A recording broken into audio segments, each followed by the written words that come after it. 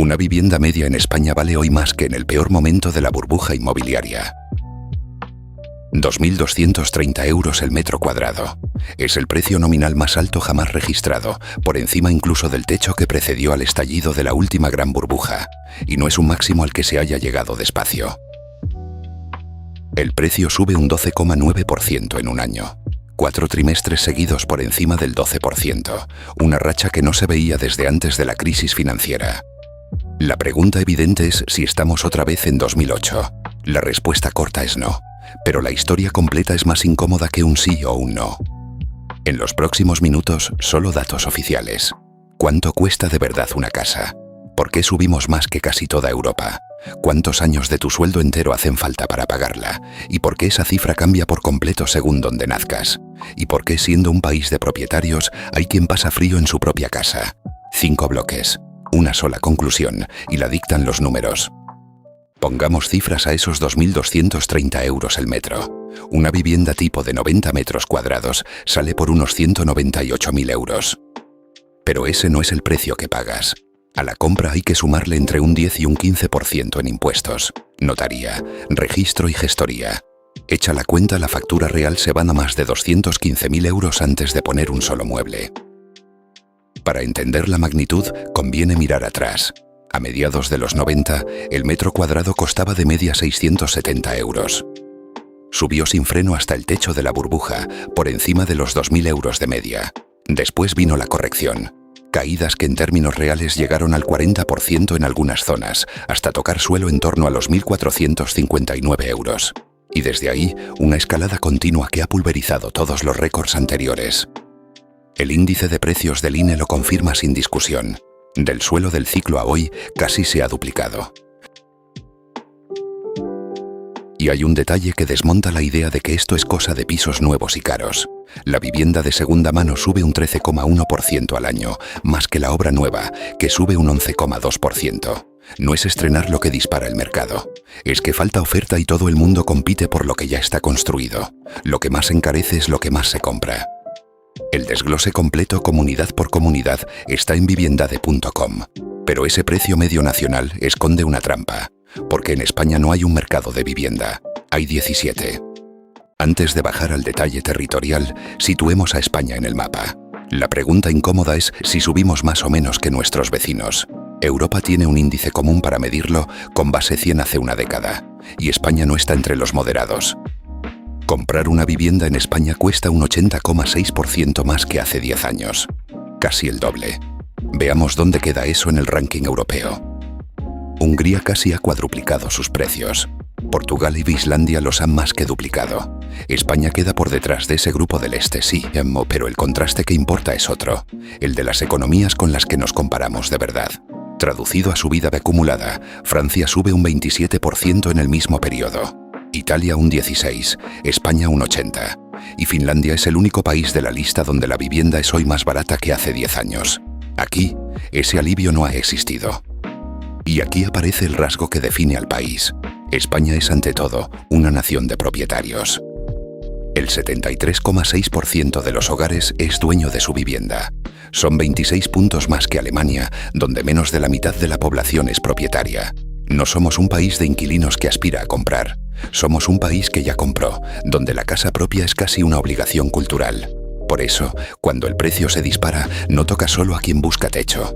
Toca el patrimonio de 3 de cada 4 gueguires. Hay un dato que parece contradecir todo lo anterior y conviene ponerlo sobre la mesa. La sobrecarga del coste de la vivienda, los hogares que destinan más del 40% de su renta a pagarla, es en España de solo el 7,2%, una de las cifras más bajas de Europa. Pero ese porcentaje mide a quien ya tiene casa, normalmente pagada hace años. No mide al que intenta entrar hoy. La pregunta no es cuánto pesa la vivienda al que ya la tiene, es cuánto cuesta entrar, y ahí el suelo se mueve según donde pises. Este es el corazón del problema. El esfuerzo de acceso mide qué parte de la renta mensual de un hogar se va en pagar la cuota de una vivienda tipo, financiada al 80%, y la diferencia entre nacer en un sitio o en otro es brutal. En Baleares, la cuota se come el 34,8% de la renta del hogar. En Extremadura, el 12,4%. Casi 3 veces más por la misma operación. Una vivienda de 90 metros, el mismo tipo, El mismo plazo. Lo único que cambia es el código postal. No son dos extremos sueltos. Es un gradiente que recorre todo el país. Baleares y Madrid superan el 33%, muy cerca del 35% que se considera el techo de esfuerzo sostenible. Dos de las comunidades con más actividad económica del país rozan ese límite. Hay otra forma de verlo, más cruda. ¿Cuántos años de la renta íntegra de un hogar cuesta una vivienda? En Baleares, una familia necesitaría 7,71 años de su sueldo íntegro, sin gastar en nada más, para pagar su casa. En Extremadura, 2,75. Cuando ese ratio supera los 7 años, hablamos de mercado tensionado. Baleares lo cruza. Madrid con 7,41 años, también. Y la barrera de entrada real no es la cuota, es la entrada. El banco financia como mucho el 80%. El resto más los gastos lo pones tú. Tienes el sueldo para pagar la cuota. Lo que no tienes son 80.000 euros ahorrados el día que firmas en un piso de 250.000. Ese muro no lo baja ningún tipo de interés. A la brecha de precios se suma otra que decide directamente la administración, la fiscal. Por la misma vivienda de segunda mano, el impuesto de transmisiones va del 4% en el País Vasco al 10% en Cataluña y la Comunidad Valenciana. En una casa de 300.000 euros, esa diferencia son 18.000 euros. El mismo Estado, el mismo trámite, el mismo bien, y según la frontera autonómica que cruces, el comprador paga el doble. La vivienda no solo cuesta distinto según dónde esté, se castiga distinto según quien legisle. El mapa completo del esfuerzo, comunidad a comunidad, está en viviendade.com. Y por encima de todo planea el coste del dinero, porque el comprador medio no paga al contado, pide una hipoteca. Si compras con hipoteca variable, hay un número que decide lo que pagas cada mes, el Euribor, y su recorrido reciente no tiene precedentes. No hace tanto estaba en terreno negativo, en el menos 0,502%, su mínimo histórico, tras años de tipos por los suelos. En poco más de un año y medio escaló hasta rozar el 4,16%, el nivel más alto desde la crisis financiera. ¿Qué significa eso en una cuota?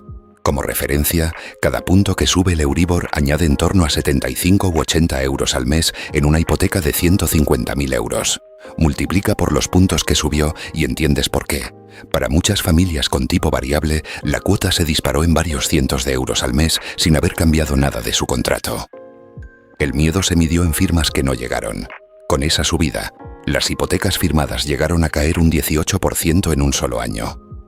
Hoy el Euribor ha bajado al 2,565% de marzo de 2026 y el mercado respira de nuevo. Se firman ya más de 500.000 de hipotecas al año, el doble que hace una década. Una recuperación clara, pero conviene no confundirla con la euforia de antes. Y aquí está la respuesta a la pregunta del principio. La deuda hipotecaria de los hogares equivale hoy al 42,8% del PIB. En la burbuja superaba el 80%. Entonces el crédito se daba a quien no podía pagarlo. Ahora el precio sube por falta de oferta, no por crédito barato. El país está mucho menos endeudado. El problema de hoy no es la solvencia, es el acceso. Toda la serie del Euribor, día a día, en viviendade.com. Con precios récord, brecha territorial y el coste del dinero juntos, el resultado es un país caro de habitar. Y aquí llega la paradoja final, la que mejor retrata lo que ha pasado con la vivienda en España. España es un país de propietarios, y sin embargo, el 15,9% de los hogares no puede mantener su vivienda a una temperatura adecuada. Pobreza energética. Cuarto país de toda la Unión Europea. Por encima de Francia, de Italia, de Alemania. Más de 14 puntos por encima de Noruega, un país donde el invierno no es precisamente suave. Tener la casa en propiedad no garantiza poder calentarla.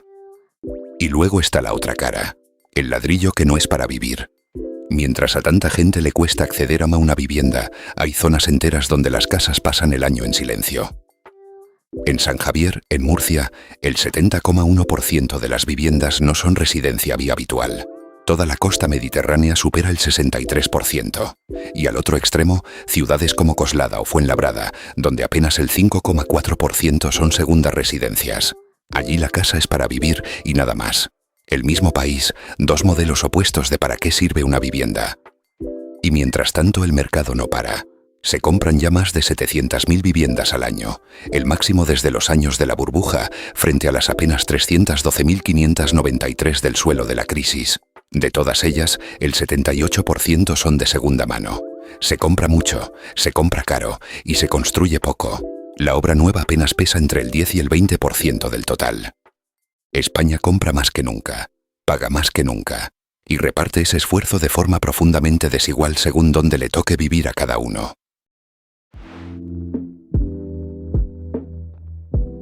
Recapitulemos lo que dicen los números, sin adornos. El precio de la vivienda marca máximos históricos. España se encarece más que las grandes economías de Europa. El esfuerzo de comprar puede triplicarse de una comunidad a otra. El impuesto por la misma casa se duplica según quien legisle. Y pese a ser un país de propietarios, 1 de cada 6 hogares no puede calentar su casa.